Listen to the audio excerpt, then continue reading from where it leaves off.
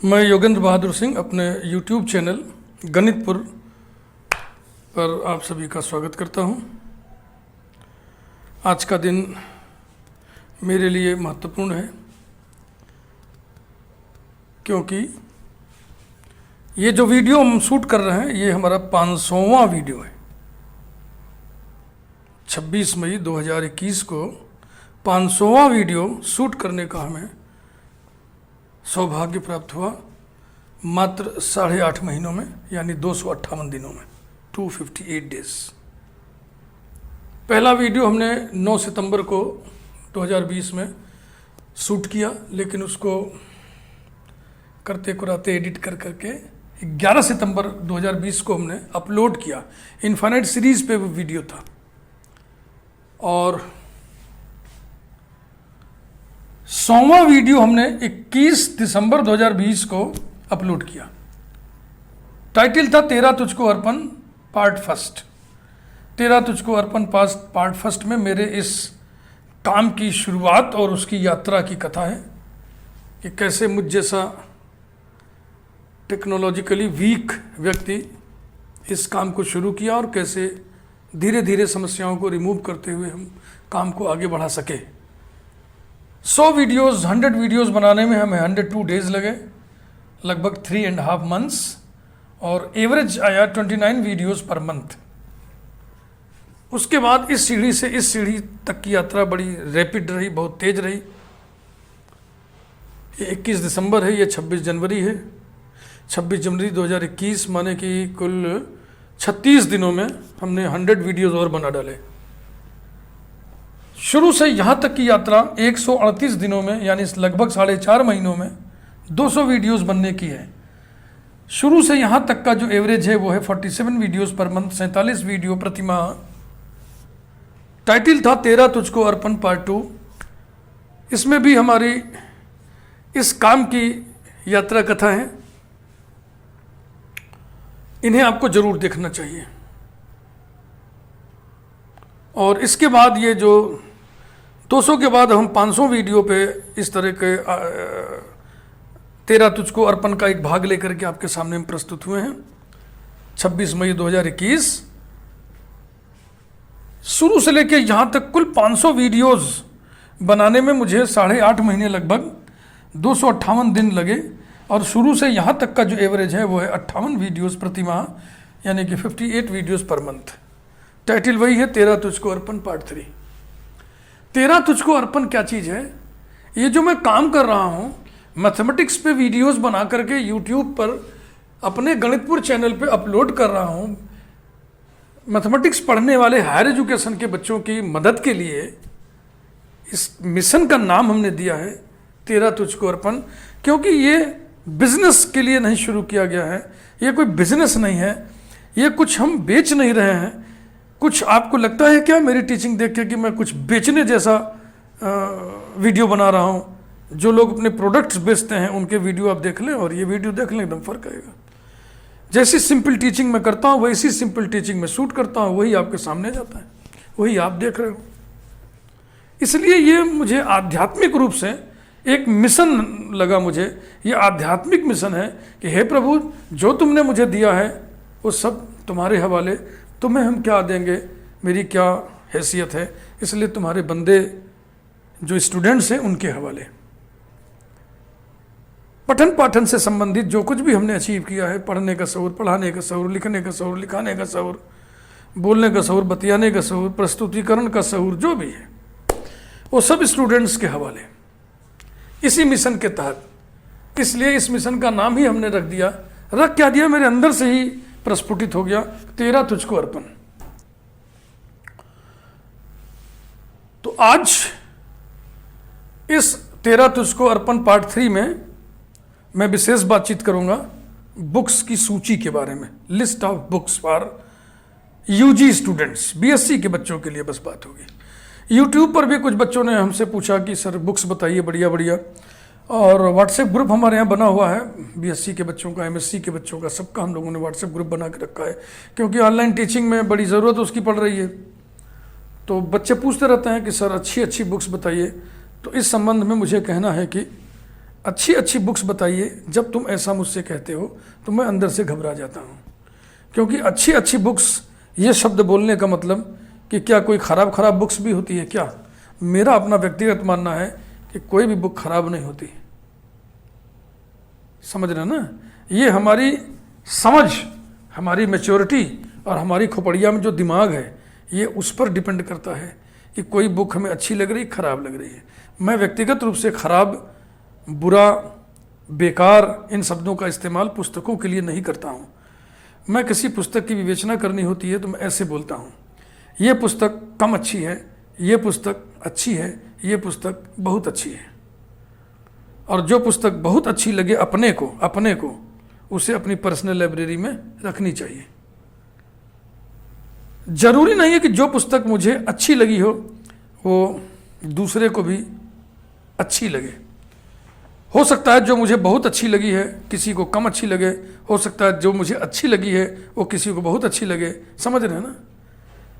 तो ये person to person very करने वाली बात है, क्योंकि person to person age, maturity, sincerity, devotion और खोपड़िया में जो दिमाग फिटेड है, ये सब वेरी करता है।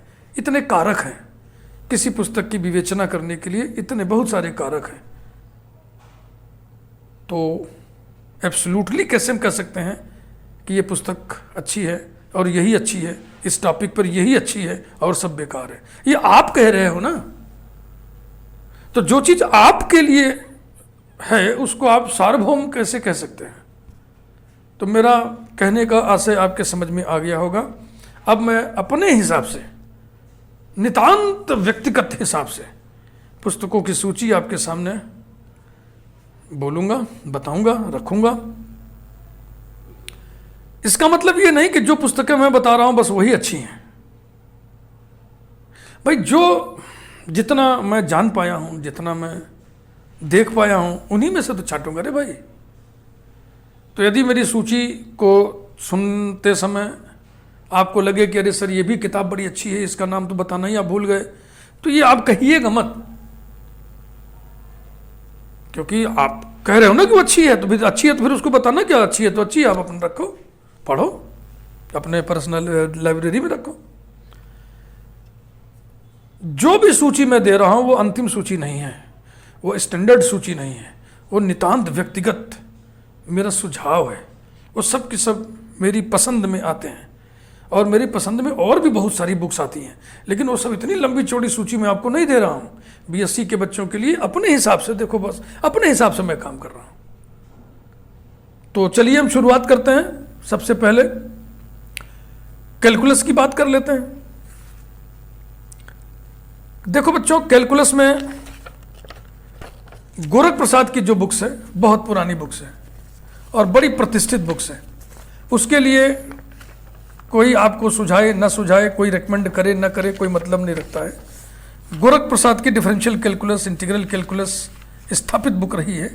पोथीशाला इलाहाबाद से निकलती है, इलाहाबाद जिसको प्रयागराज कहते हैं। अब मेरा व्यक्तिगत मानना यह है कि गोरख प्रसाद की बुक में जो प्रस्तुति है विषय का, सब्जेक्ट का प्रेजेंटेशन है, वो बहुत बेहतरीन रूप से क्लासिफाइड नहीं है। जबकि लालजी प्रसाद की जो बुक है इंटीग्रल कैलकुलस, डिफरेंशियल कैलकुलस, उसमें जो प्रेजेंटेशन है बहुत ही क्लासिफाइड है, वर्गीकृत है। ठीक है ना? इसलिए आप दोनों बुक्स पढ़िए, बहुत अच्छी अच्छी किताबें ये।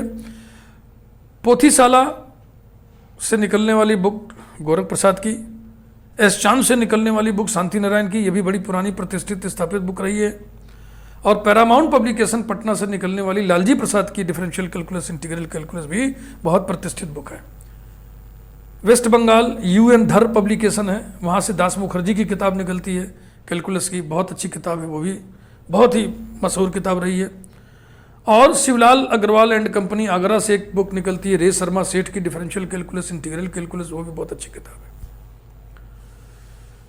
फॉरेन ऑथर्स की बुक में Schaum's outline series, Schaum's outline series है, ये एक श्रृंखला है बुक्स की, अमेरिकन बुक्स की श्रृंखला है, बहुत सारे टॉपिक्स पे, टाइटल्स पे है।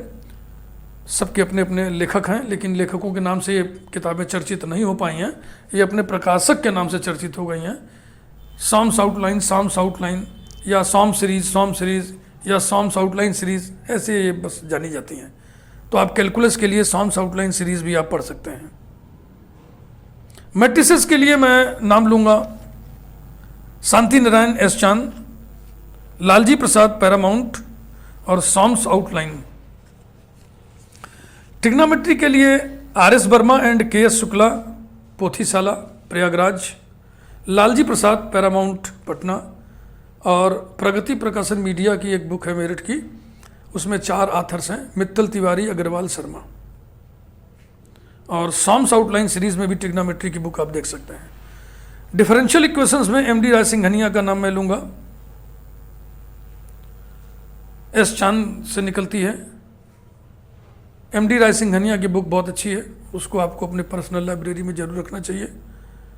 नरोसा पब्लिकेशन की बुक है डिफरेंशियल इक्वेशन की, डॉक्टर विंध्याचल राय की, वो भी बुक अच्छी बुक है, उसे आपको पढ़ना चाहिए।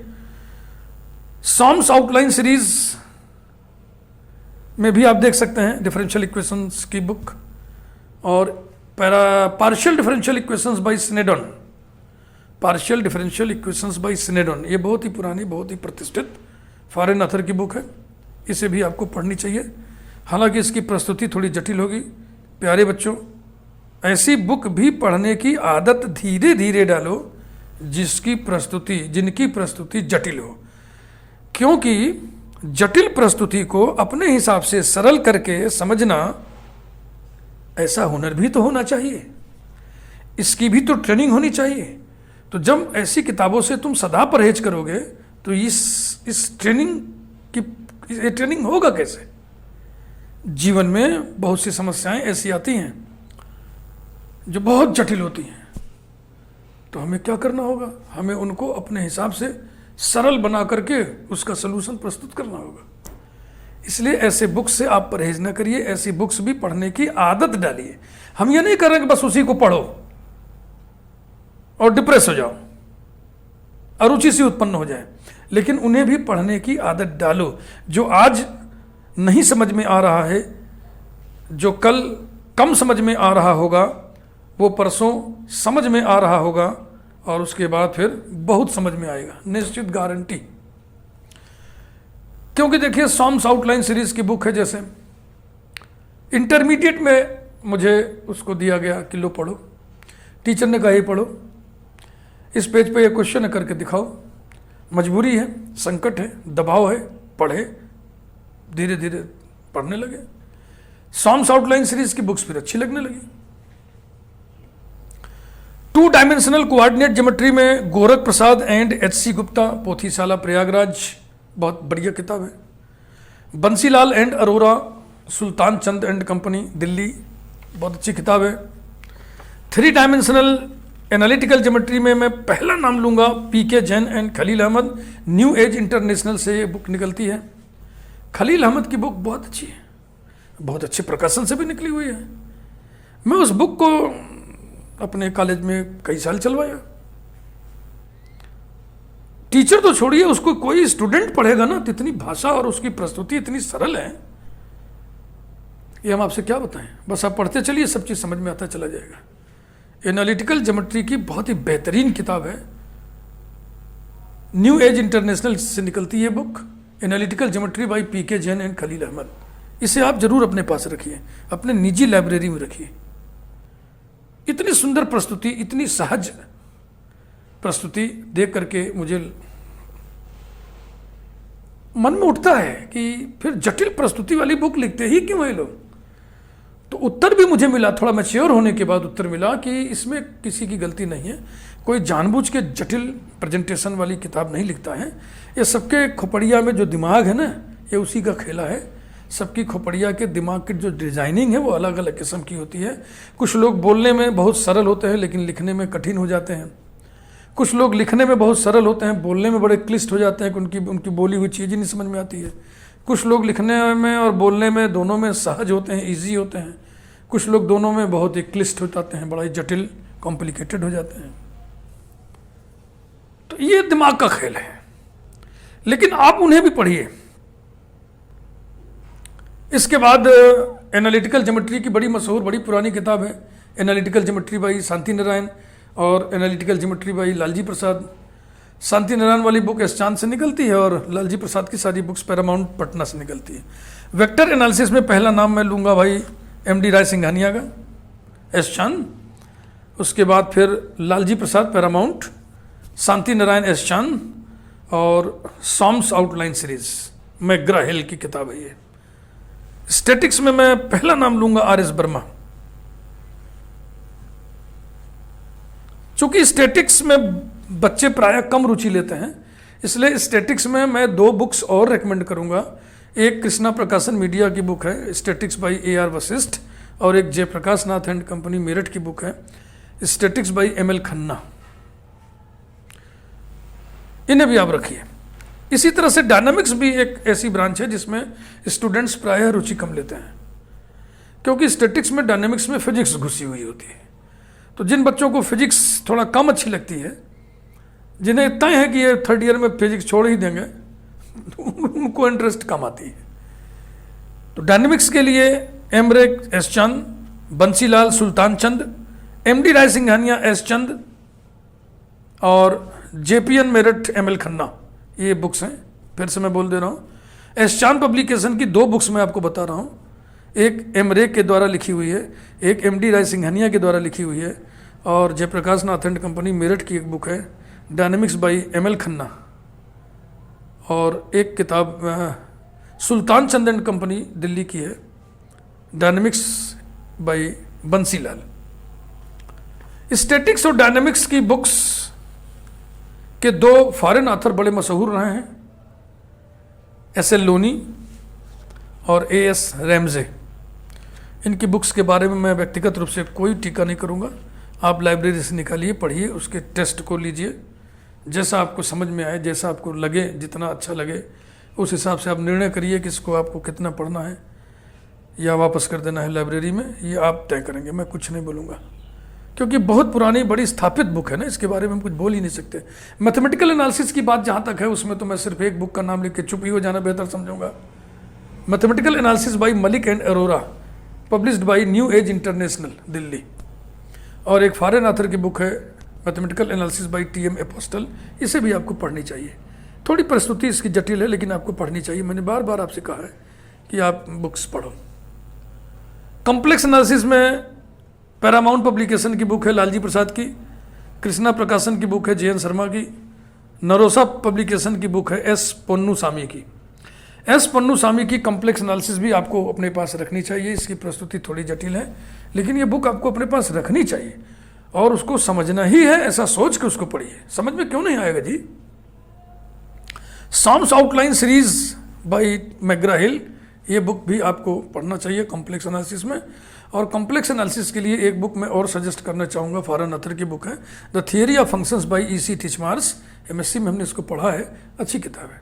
थोड़ा वही दिक्कत फिर आएगी ना, जैसे कि कोई प्रूफ है इतना में होना है तो बहुत थोड़े में दिया हुआ है, तो दिक्कत आएगी। लेकिन इसको आपको पढ़ना चाहिए। थोड़ी ऐसी भी बुक पढ़नी चाहिए जिसको समझने में दिक्कत हो रही हो। मेट्रिक स्पेसेस में S चांद से निकलने वाली RS अग्रवाल की बुक, पैरामाउंट से निकलने वाली लालजी प्रसाद की बुक का नाम लेना चाहूँगा। और फॉरेन ऑथर की बहुत ही स्थापित बुक है, बहुत पुरानी बुक है, मेट्रिक स्पेस बाई E.T. कॉप्सन, उसका भी मैं नाम ले रहा हूँ। Riemannian geometry and tensor calculus में तो मैं सिर्फ C.E. वेदरबर्न का ही नाम लूँगा। C.E. वेदरबर्न, इस बुक को आप जरूर पढ़िए रिमानियन ज्योमेट्री और टेंसर कैलकुलस के लिए। और सॉम्स आउटलाइन सीरीज में भी बुक्स आती हैं, उनको भी आप पढ़िए टेंसर की। रियल एनालिसिस में कई बुक्स हैं, जैसे कि S चांद की शांति नारायण, पैरामाउंट से निकलने वाली लालजी प्रसाद की किताब है, वर्ल्ड प्रेस कोलकाता की किताब एक है BK Lahiri, real analysis by BK Lahiri.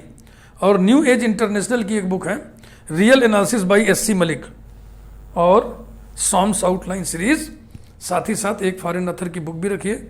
Foreign authors की बहुत सारी बुक है, चूंकि मैं BSc के बच्चों के लिए बुक्स बता रहा हूँ, इसलिए फॉरेन ऑथर की बुक कम बता रहा हूँ। आप MSc में जब जाइए तो फॉरेन ऑथर्स की बुक खूब पढ़िए, कोई परहेज नहीं। Real analysis by HL रॉयडन।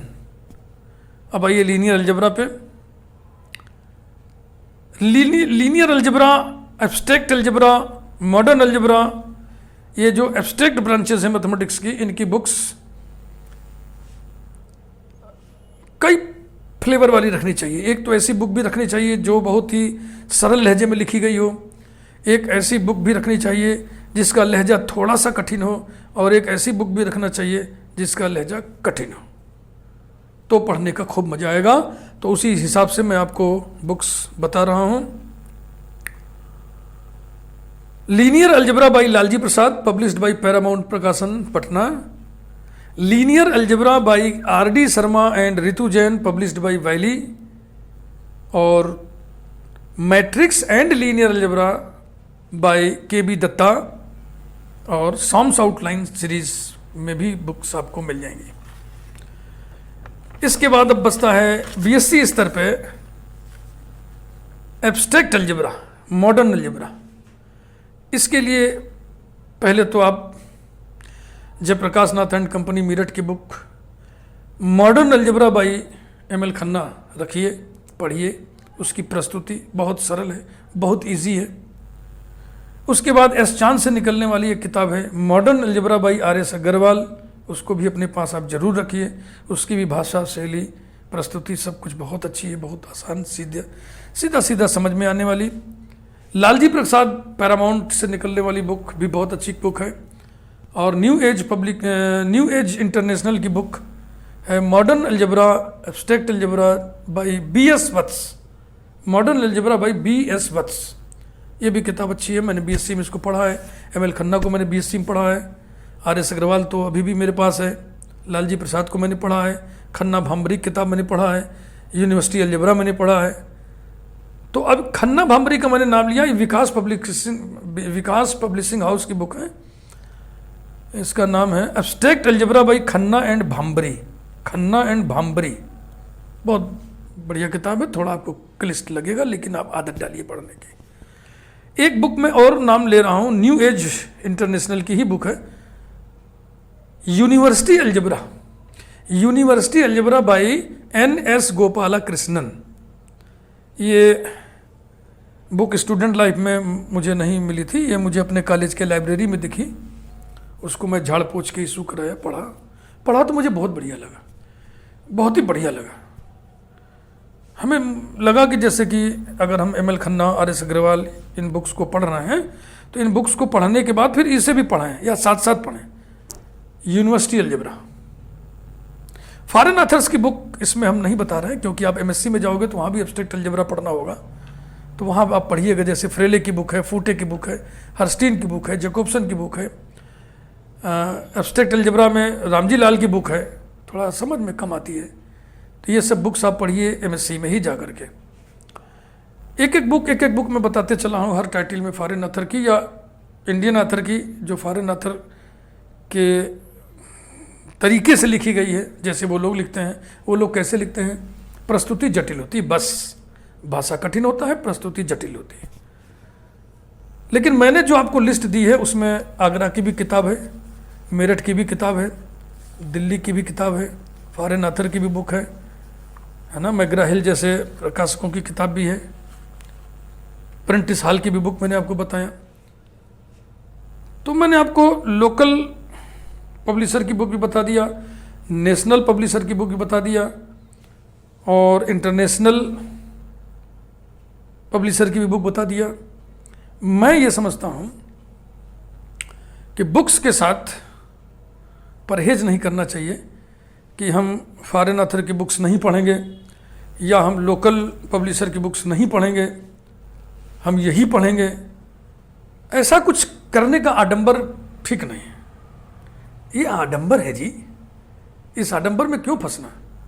हम तो कहते हैं जो भी प्यार से मिला हम उसी के हो लिए, यानी कि पुस्तकों के लिए ये बात ऐसे ट्रांसलेट कर लो, कन्वर्ट कर लो कि जो भी इजीली मिल गया हम उसी को पढ़ लिए।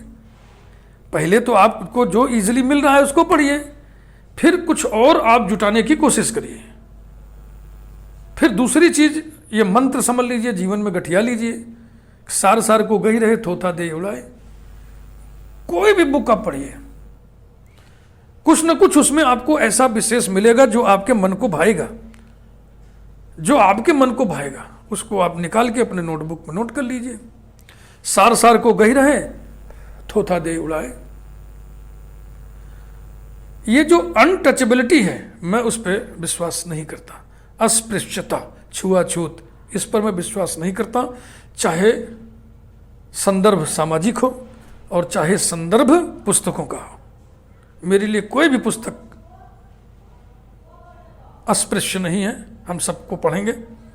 मेरे लिए कोई भी व्यक्ति अस्पृश्य नहीं है, हम सबको छुएंगे, हम सबसे निकटता में रहेंगे, किसी को हम फील नहीं होने देंगे कि हम उन्हें हिकारत से देखते हैं। ऐसे आडंबरियों को अपना मॉडल मत बनाइए जो ये कहते हैं कि फेंको फेंको फेंको, ये किताब फेंको, अरे हटो हटो हटो, ये बुक बेकार है।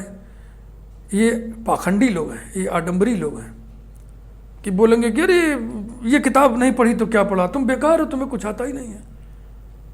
घर में कुछ पढ़ेंगे, क्लास में आके कुछ बताएंगे आपको पढ़ने के लिए। तो ऐसे बहुत से आडंबरी लोग हैं, उनके चक्कर में आप ना पढ़िए। मैं जो आपको बता रहा हूँ आप इसे करिए। मैंने आपको 2 मंत्र दिया, देखो, और कायदे से तुम मन ही मन में इसको सोचोगे, बुनोगे, धुनोगे, गुनोगे तो आपको मेरी ये दोनों बातें अच्छी लगेंगी। क्या कि जो भी प्यार से मिला हम उसी के हो लिए, और सार सार को गही रहे, थोथा दे उड़ाए। धन्यवाद। इस अपने 500वें वीडियो में आप सभी का बहुत बहुत धन्यवाद।